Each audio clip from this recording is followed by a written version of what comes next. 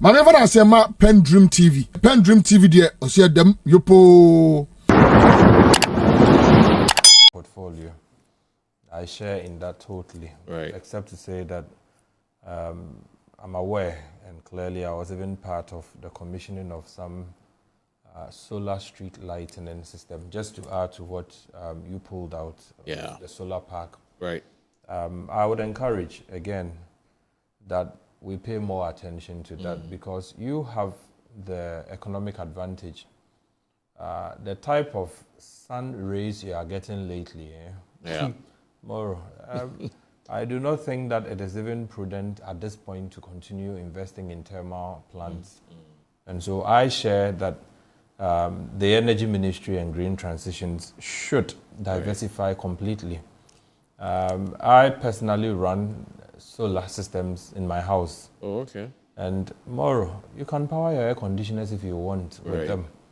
I think that government should make a deliberate policy to make that, that whole thing affordable to the ordinary Ghanaian. Right. Bring down companies, give them, tax incentives, encourage them to make the product affordable to the teacher, a doctor in Tumu, right?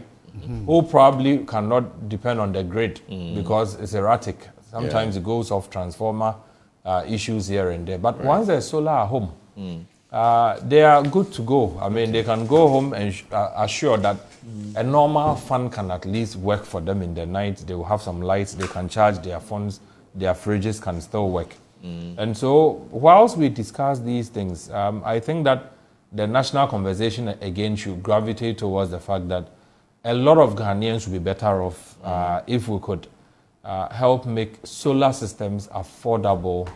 And we should also have a situation where the banks can also even afford to pre-finance a lot of things. They need to pay No, I completely. Because, look, the resource, a few months in the year. Yes, some companies, so I'm coming back there. I don't have a solar company, though. I have. He said he has solar in his house. Yes, I use them. I use the panels, I use the batteries. And for the past even if you have a solar company, you should have it. No, I don't. If he does. You see, I thought that you were curing the mystery, but you are jumping on it. No, I'm saying he doesn't, no, but even if. I do not. But I know the benefits that it gives.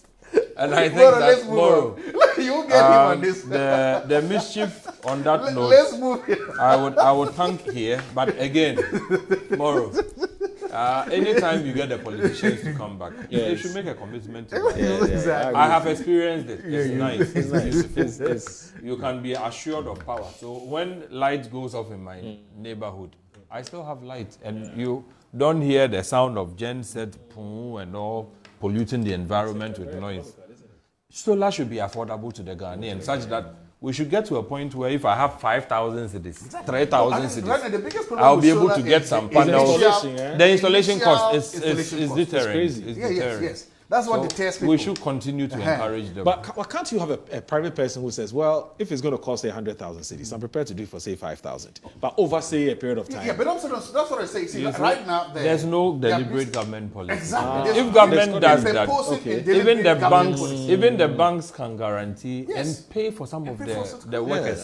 So that, for me, without solar initially, I was paying to ECG in excess of 4,000, 5,000 a month. Let me just put it. Imagine government says, every government official staying in a government bungalow, that we will give you this kind of guarantee. Okay. Especially within some rank. You can even start with the senior ones. Chief executives, deputy chief executives, deputy ministers, presidential advisors, chief executives, those big ones. And tell them, whatever government bungalow you are occupying, we will give you a guarantee, because government can easily does that, to make sure that what's the name? Your house where you stay is solar. It's off grid. It's off grid. You. So you are a minister of energy. He himself now, the official bungalow is in that it's also made solar. Then the government can come with a plan where you pay for 4 years. Imagine how many bungalows all over this country we can quickly take off grid by the time you finish. You save about 200 megawatts. Then you can move down. Then you can move down and now make a similar policy for mid-level bureaucrats. That's government workers. If you are from the rank of this and the government says that we are giving you this guarantee and you can demonstrate that you have your own place. to buy solar. These are people that we can easily, with the incentives, also track the money and remove. What I'm saying, it has to be purposive. Yeah. And purposive policy sometimes can be like a force. Because if that's the directive, and we say that you will live in the government quarters in Tumu, and now we say that we'll give you 2 years based on this incentive to solarize. If after 2 years you don't do it, then you can move from when somebody comes to stay there. Okay. My point is, and then government offices. Some of the government offices across all the country are just one room or one flat. They can easily, so their policy. You know what? Let me help. See, I have a company on the Spintex. Okay. Big. The good thing they have done, the roof. They decided to go for just the panels, especially for organizations that work through the day. By 5:36, they have closed and have gone home. You don't even need batteries to store, power. Once the panels are installed, there's an inverter in place. The big air conditioners they use, all the power. The panels generated directly. Oh, really? Yes. That's that's like a new technology, isn't it? It is solar. Oh, I mean, but I'm talking about the panels they're using. Because usually I use for panels. solar, you need the battery. The batteries is only for when the sun is not available, because when so it stores the energy. power. Oh, the power. And then in the evening when the sun is no longer giving power, then the batteries can now. So during the day when there's so much this sun, is direct. It's direct. And look, somebody showed me on his phone. He was consuming about 150 kilowatts, right? Only 2 kilowatts was coming from the grid. Imagine the savings. If the government agencies were deliberate, if the assemblies were deliberate, by 5:36 they are all gone. They're all gone. Right? If the assemblies decided, and as I speak with you, most of the panels, you can buy them for like 1,000, 1,200. What prevents the government from saying that when you get your So district can we also look at taking the taxes off? You should. That's what we mean by purposive policy. You but should. We also now have to fashion a mechanism You should. to make sure get something. that when you take the taxes off We audit the it. items, Let's go audit it. somebody doesn't go and It's sell called them. energy and audit. make Look, money. Moro, They shouldn't. Moro, if you say our district assembly, for instance, should use, let me say, 0.5% of their common fund. I'm just, for example. Yes. Move towards solar. Get local people in your district to employ local people there to mount it and stuff like that.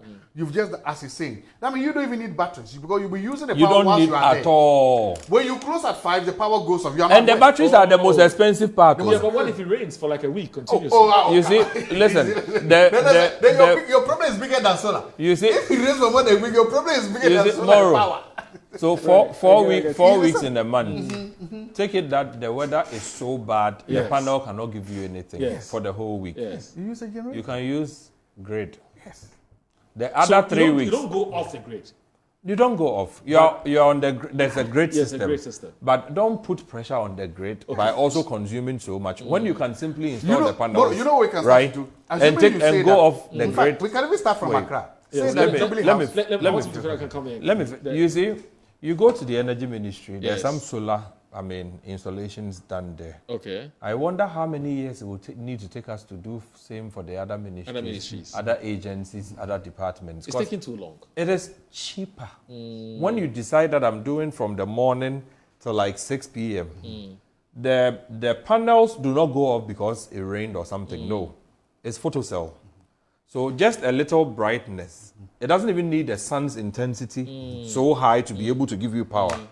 Just a little brightness overhead. And you have electricity. And you have electricity, flowing. So I think that really we should be deliberate. Yes. We should be calculated. Government agencies, departments, and ministries, right? Taking off. If you come down to the assemblies, I do not see why the assemblies themselves will not even be champions of solar. Wow. Look at agencies, look at National Theatre, International Conference Center. Yes. Some of these agencies, they are not in use throughout.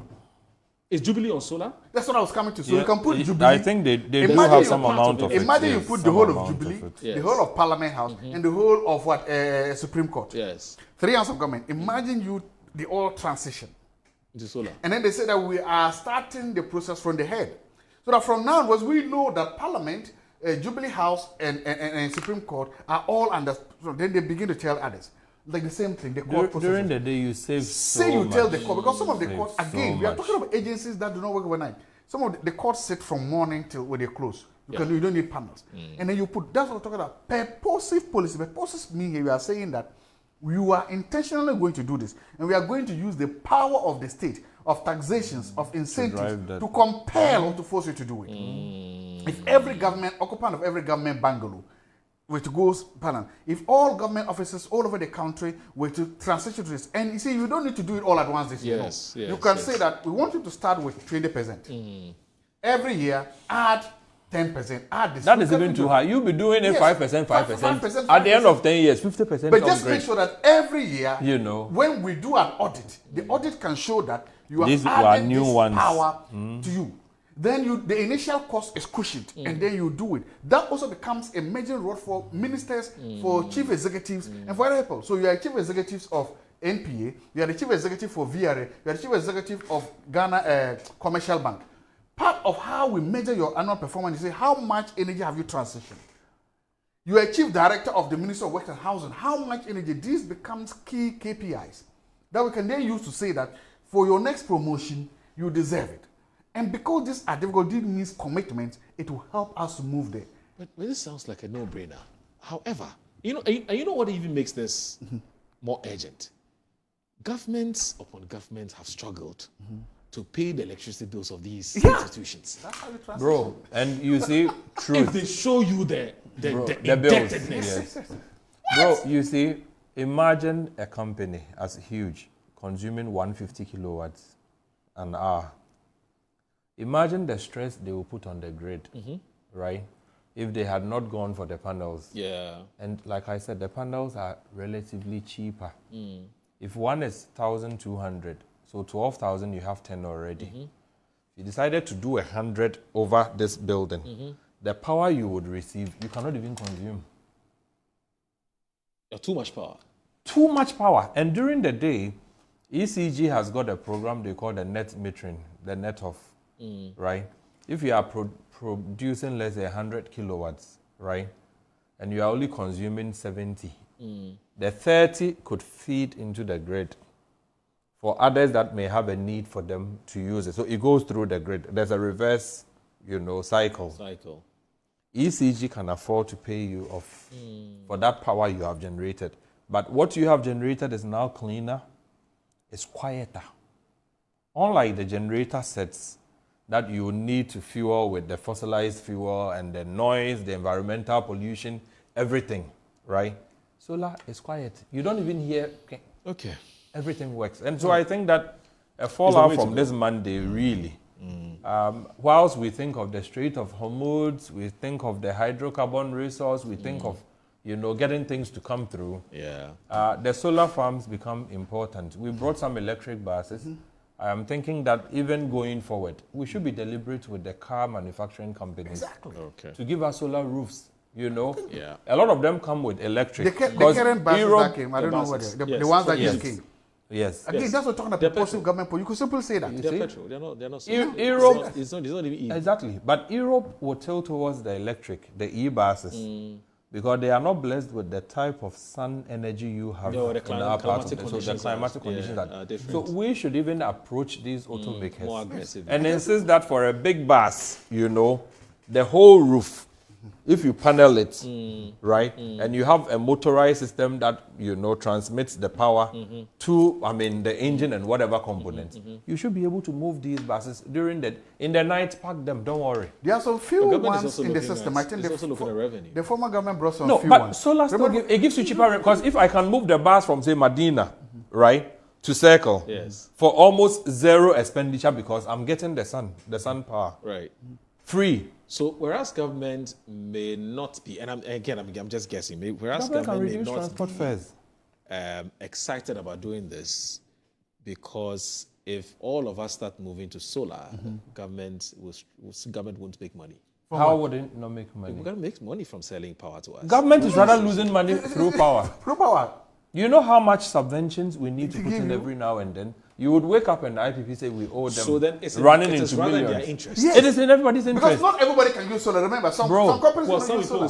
So they also yes. But those who will be on electricity, what it will mean is that government will not need to commit 10% annually to expanding the grid. Because at the current rate of expansion, people are building new houses, new factories are coming up, the economy is expanding. You would need to plan for power.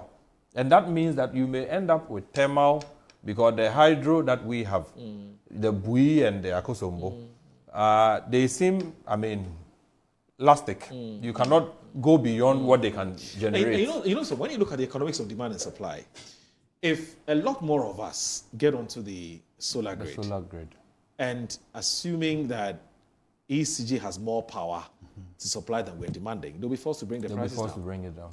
Because the demand will be low. Totally. And then again, the triggers that ensures that transformer is gone off. Sometimes it's the pressure, it's the load. the network load. I agree with you. So if you can reduce the load, there could be some sustainability, there could be some predictability. You know why it's there not could be a happening? lot.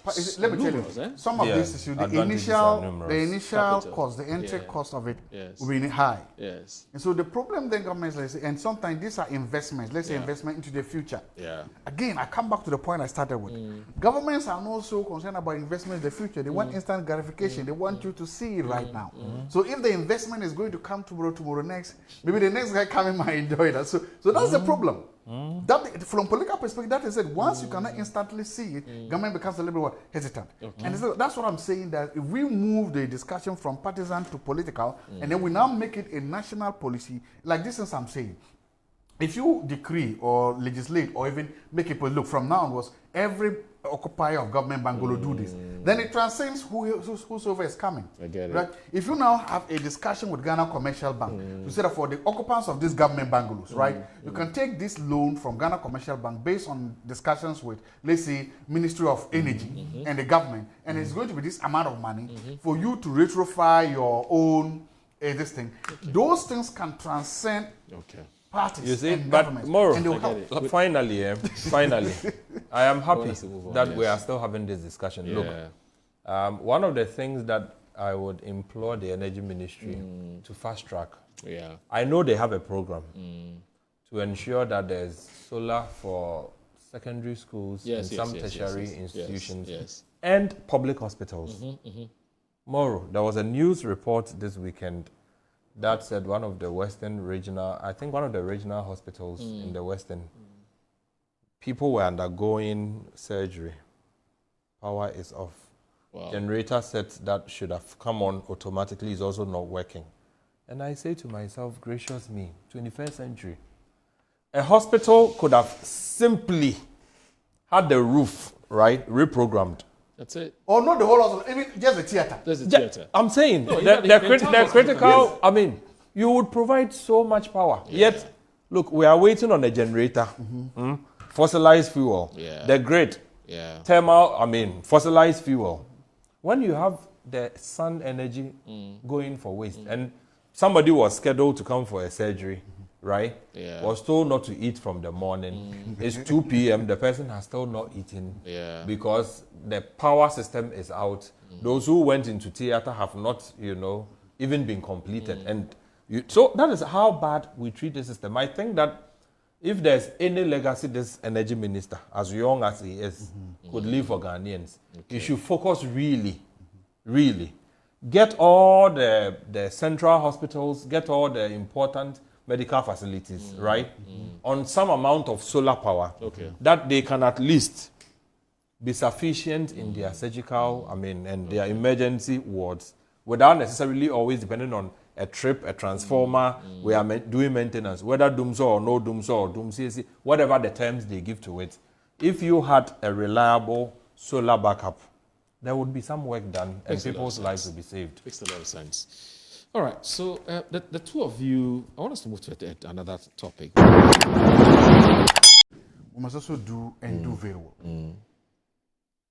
When this war started, this Israel-Iran war started, first it was about nuclear weapons. The fact that to get a nuclear weapon. So the same thing with Iraq. Weapons of mass destruction. Yes. Then that argument fell off. We died. Then it was about terrorism. Yes. That Iran was sponsoring Hezbollah, the Houthis, and Hamas. So we should stop them. Then that thing too fell off. Then it was about regime change. Yeah. So the Americans and the Israelis quickly realized, okay, all we have to do is take off the head. In fact, for a very long time, there has been this argument from Sunni Muslims in the Gulf, not only America. Sometimes people think that this was just something between America and Israel. Yeah. A lot of the Sunni Muslims, led by Saudi Arabia, were also for this war. We must be able. That is why Iran started the asymmetrical war hitting them. Yeah. They all called for the head of what? The snake here being Ayatollah. So they thought that they could do what they did in Syria, in Iraq, in Libya. Right. Go in, sustain a bombing campaign, take off the head, the system will implode from within. And it didn't. It did not happen. The system proved more resilient and strong. Secondly, then they realized that sending the boots on the ground. Boots on the ground would have been suicide. It would have been suicide because Iran, unlike the others, is a country that stands with about 1 million soldiers. Like it is well defended, even its geography and everything. That's Iran is strong. So the narrative now changed. So from all these three things, what is pushing the war now has absolutely nothing to do with the original ideas of what Israel. In fact, there was even biblical reasoning behind that. That Israel thought that it should control the land that's given to them in the Bible. And so that land includes where Iran is. So the idea was that they have to move. That is why you see that Syria is crumbling, Iraq is crumbling, all of this. Move of that. All that has moved. And now it is about what? Money. It's about power. That is what is the problem. It's about money, it's about power. It's about petrodollar. And so the question now becomes, look, Iran did something smart. Iran was out-thinking both Israel and the United States that they didn't know. Yeah. It weaponized the Strait of Hormuz. Iran realized that when you bring the pain to people, they will talk. Yeah.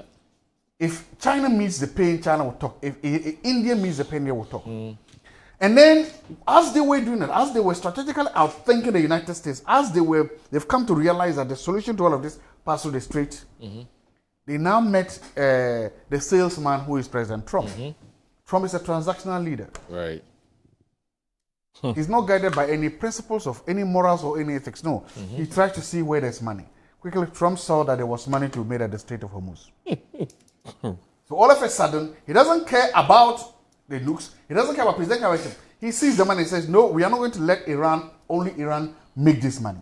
So that's why everything has not come down there. Because the question you ask is that somebody says since 1963, every U.S. president has considered bombing Iran, attacking Iran. They have all done it. Yeah. Israel has consistently lobbied every U.S. president from that time to bomb Iran. They have rejected it. And it's because they see this. It's because American intelligence tells them that this is how Iran will act. Yeah. Iran is a rational actor on that stage. They will do this. So the question that always comes from all of them is, what is your plan B?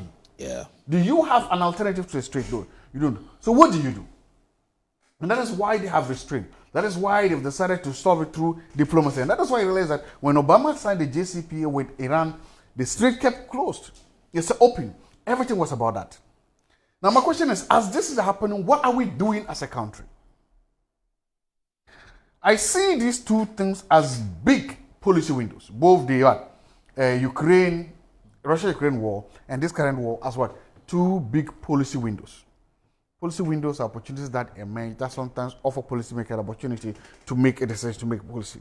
Some of them are random, some of them are routine, some of them could just be as we have now here. Yeah, but they are. As a country, how are we utilizing this policy window? That's the question we are doing. We have tried to move from crisis to crisis since this war started as a country, with absolutely no very comprehensive solution on what to do. When Russia-Ukraine happened, we saw it. Got the time, the government says, I'm going to give the whole burden to citizens, to consumers. Then they stabilized. And now it has happened. This government came inside. Well, lucky. The forces stood. And you know what happens is that whenever there's a war like this, countries try to what? Rebel, to restructure, to find out how to move and get used to it. You see, why the Russia-Ukraine affected us so much was because the people, as I said, the people that were consuming the oil. So let's say they will shop at Kantamanto, and then they will leave the oil at Makwala for the rest of us. That was what happening. So let's say Kantamanto was where Russia-Ukraine was happening. So the whole of Europe was shopping in Kantamanto. So they left the oil that was in Makwala for the rest of the world. The moment Russia-Ukraine happened and they cut off the oil to Kathmandu, they all moved to Makwala. And because they're the biggest spenders, it never meant that we couldn't get. That was the whole idea. Today, a similar thing could be happening. He made a point. I hear the tankers are so slow in moving. Yeah. Almost like bicycles, literally. So what is now happening is that the oil that passed, I heard the Financial Times was the last batch of the oil that passed is now being unloaded onto refineries. The problem is that there should have been a long pipe of ships following them.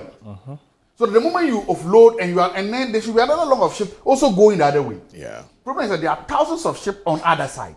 Empty vessels here, they cannot go in load. Full vessels here, they cannot come on offload. And that's the problem. So once these last consignments are finished, we will not begin to see the actual problem. So that is actually the issue. Why it has happened like this? Because a lot of refineries were full. They are not getting empty. And the decisions that you are seeing happening, that's what is happening. Back home in Ghana, then what do we do? One, we have to demystify oil pricing and oil politics in Ghana. We haven't done that successfully. Yes, it is political, but we can make it non-partisan. There's a difference between let's not politicize something and let's make it partisan. Public policy is political. You can never say don't politicize it. It's political. It's public policy. That's also public policy. But you can... In fact, Doc, let me even help you. We are, as Kwekubaku will always say, we are political animals. Yes. There's politics in everything. It's in everything. Religion, academia, everywhere. Exactly. Judiciary. There's politics in everything. So but a partisan is where the challenge Look, is. Yes. One of the countries that is doing relatively better with this is Pakistan. That is because they decided to invest a lot in solar energies. So even though it's coming, they are doing it. So my point is that we have a Ministry of Oil and... you mean Energy Ministry? Energy and... Green Transition. Green Transition. Yes. Where is the Green Transition policy? Right. Sometimes a country, we are not prepared to witness a little bit of this. And where is the Green Transition policy? This is where we should have seen that. This is what we should have seen the minister announcing to us that, okay, government ministries, this is a policy that by the end of this year or next year, every government ministry should be able to supply their own fuel, 20% of their fuel with solar. This is what we need, because sometimes this is the necessity. I think there's such a policy, but go ahead. Good. So this is what we need. This is what we need you to say that for every hospital, for every school, for every distance, this is where you do that. This is when the government must come up and tell all the churches and the mosque, you use your system for just, let's say, 2 hours or 3 hours in a week, right? If you transition to solar, the government can give you inputs, credit inputs to transition to solar. Yeah. Because you don't use it all the time. Even in mosques, you don't use all the time in the 45 prayers. You could just do that. This is the time the government must now say, we are going to lift the taxes on the importation of solar panels. And make it free. And that if you are a company and you import solar, you can deduct it from your annual tax returns. In other words, where are the incentives to push the alternative fuels supply? We've not seen it. That's what I'm saying, that we can make it political but non-partisan. Where is the comprehensive policy that says that, look, the government had decided that from now to the end of the year, if you import solar panels and you install them, you are going to be tax-free. The government can say that the solar panel companies in the country, the companies that are already here, we are giving you these tax-free holidays to do this. Okay. Let me speaking about what policy interventions have been announced by the Energy Ministry to sort of to advance the green transition initiative by the government. Now, there's a story in Ghana Web. It says the Minister of Energy and Green Transition, Dr. John Abdullahi Jinapor, has announced that the government plans to procure 200 megawatts of battery energy storage to bolster electricity supply during periods of peak demand at night as part of efforts to expand Ghana's green energy capacity. Speaking in Parliament on Monday, March 16, 2026, Jinapor explained that the battery storage systems will be deployed across the country through a competitive procurement process to inject stored electricity into the national grid during high demand periods, particularly at night. And he says the minister notes that the initiative is part of a wider strategy to accelerate Ghana's transition to renewable and cleaner energy sources. Several programs have already been launched to support the green energy agenda outlined by President Mahama, including the National Energy Transition Framework, a revised renewable energy master plan, and the establishment of a renewable energy and green transition directorate, which is set to be upgraded into a renewable energy authority. He discloses that the creation of a renewable energy and green transition fund, there's going to be a fund mobilized to domestic resources, a fund to mobilize domestic resources and provide financial support for renewable energy projects. Ghana added about 80 megawatts of renewable energy capacity in 2025, mainly from solar power, bringing the country's total installed solar capacity to around 280. So there's something happening in that. What I'm saying that they're all lofty on paper. Okay. And as a country, we are good at that. We are good with coming out with said there's going to be a construction of solar parks that will serve as charging stations for electric vehicles with guidelines to regulate the establishment of charging points across the country. Moro, again, I'm not touching that. All look beautiful on paper. All look wonderful. Okay. The first quarter of the second year is almost over, right? We are going to the second quarter, right? Right. Look out for these solar parks. Look out for them. And you see, in this country, governments actually govern employment policies for 2 years. Okay. Especially when they're new governments, the first and the second years. That is when they do the difficult thing. That's when they implement the policies that are more challenging to them. By the time you go to the third year, we start talking about transitions. Right. And when you are doing transitions, you cannot make some of the most difficult decisions because they may involve going against yourself, your own government. And then you begin to see that heir apparents and people running for offices may then even begin to campaign against their own party policies. So you will see the seriousness of a government in the first 2 years because two things happen in the first 2 years. The opposition has been devastated. They are no more. Two, they have no leader. They have no message. So once they are devastated, and two, you are new. All CSOs, media, everybody is causing up to you because they're also trying to understand you. They are trying to see who is doing what. So that fertile period is when governments implement their most difficult policies. Besides, that's your honeymoon period. That's exactly. That's what I'm talking about. Goodwill is still there. Honeymoon is there. Take Goodwill is advantage there. of it. So you use that to report. So that by the time opposition is now up, by the time media seals are becoming critical, the policies have started bearing some fruit. So I'm saying that we have this policy big window. If all you are saying is to do, then we have the window from now to December to do that. Because by the time we go to next year, it will become difficult. The second thing I'm talking about is that let's now come back to we've not done a very good job of communicating to our people. What government's done, I've said this somewhere else, is to they like what we would call instant gratification when it comes to these issues. Fuel prices go up, then government says it's not our fault. It's external forces. Fuel prices come down, we did it. So you cannot want to take the glory and you don't want the pain. So what governments is trying to then do is that it's difficult, but it must happen. Tell people, look, there's this we can do. We can do this as a country. This is how far our policy can go. But then there are forces that are beyond us. So even in the good times, even the honeymoon times, that is actually when you should now start promoting these alternatives. Imagine every primary school. Look, primary schools, every school, they go to school for a fixed period of time. They have a solar. They close and they go, it's off. Imagine every church in this country, give them incentives. They go for a short period of time. They leave. When you move most of this people to these sources, and then you now allow businesses like this that are 24 hours to now use power, we can save a lot. This is a difficult period for us to do that. So that's what I'm saying. The number one is demystified oil pricing. When you let people understand that, yes, in as much as the government is implementing purposive policies to do this, there's an aspect of it that is outside our control. We will do our part. We'll do our part to lower inflation. We'll do our part to keep the city stable. We'll do our part to transition. But certain things, unless and until we get discipline, if you explain and you communicate effectively to citizens, they will understand you. They will be with you during the hard times and during what? The good times. But that's if the opposition would allow you to do that. It's not the duty of the opposition to allow you not to allow you. Pure politics. No, it is. That's what I'm saying. Has become a part of us. Even though I would wish, honestly, that we stop pure politics. No, we cannot stop. Again, it's politics. Man is a political and we cannot stop. Yeah. We can stop fuel partisanship, but even if we cannot because there's ideology and philosophy. So fewer partisanship. So what we can then do is that a government, you now have a duty to always communicate, to let people understand. That's the point I wanted to come. The second point I was trying to talk about is what the government has done now. Look, it's true that sometimes policy options are few. What is on the table? So now you look in your quiver and what options do I have? What policy do I have? So the government has latched onto something that I think for the short time is good for them. But you must then understand that, and they also understand, it's not sustainable. It will be in the interest of government, and we will all be happy if this thing is done within the next 2 weeks. So by the next pricing cycle, if this issue is solved, he talked about insurance, yes. But sometimes the markets hate uncertainty.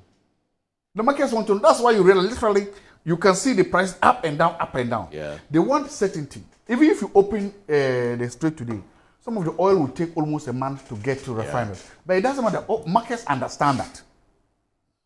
So far, the uncertainty is driving the prices high, and the uncertainty is making it difficult for people to invest. Insurance don't know what to put on it. So let's pray that if it doesn't, the next pricing window is going to be more challenging because these margins have been almost exhausted where you've gone to. Yeah. But the government is still trying to do something. They are not touching taxes because government is revenue. Yeah. Remember that higher oil prices means import bills are going to go up. Gold prices fell by almost $30 today. So gold is not doing very well too. Yeah. So governments needs the revenue. So governments and all of us Ghanaians have a duty to pray and to wish, and whatever lever we have with the international community that this thing stops. Because if it moves to the end of April and the beginning of May pricing window, we may have nothing left there to go. My biggest worry too is not only oil, and that's what we are doing as a country too. We are putting all our eggs in the oil basket. What about fertilizer and farm inputs? Yeah. The farming season is about to begin in Tumusisala and all over the north, or in Techiman, all over the places. The farming season is about to begin. Fertilizer prices. See, majority of it comes from there. What is our policy? How is government communicating this to farmers? And that's what I'm talking about, the strategic communication. What are we telling farmers that, listen, going down the line, government has some lofty plans with the Feed Ghana project to provide inputs, and one of the biggest is fertilizer. Well, where fertilizer comes from, there's war. Where fertilizer comes, it may not come. So what do we do with those things? So we need an answer from government to also say that, okay, going forward, fertilizer to be affected. Let the farmers know. And because it will be affected, this is our alternative. This is what we hope to do for you. Our initial plan was A, but because this is happening, we are moving to plan B. Do you have a plan B, Mr. Minister of Agric? Do you have plan B, Mr. Government? So that when it comes, we're not taken by surprise.